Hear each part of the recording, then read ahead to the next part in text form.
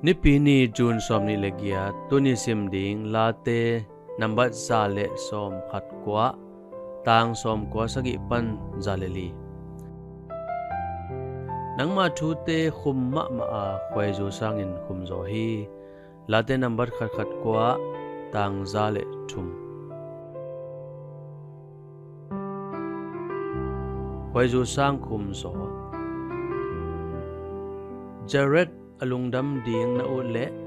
a khwai te thu dong le chin hong nui mai pa ding hi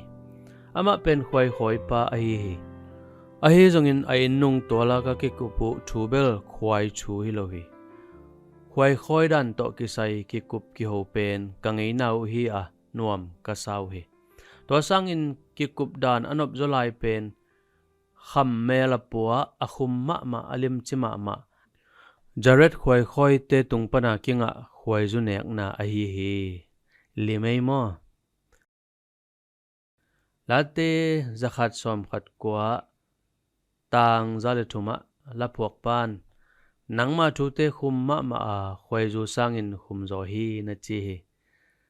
tang som kwale sagi pan zale li ki kal yet phat changin khwai zu sangin khum zo chi gen te na pen pasian kammal again te na laimal lom tampi azat laka khat na hi bekhi na thu piang na in kalang te khem pe usangin apil zoin hong bol hi kasia te khem pe usangin thu katel zo hi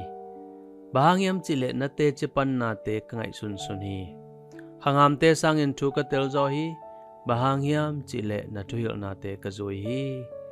again no thu pi pen lai siang thu kamal te sunga hong kilang pasian thu te ipom gi ge nak le hi lei tunga nuam takin kinung ta thei chi thu a hi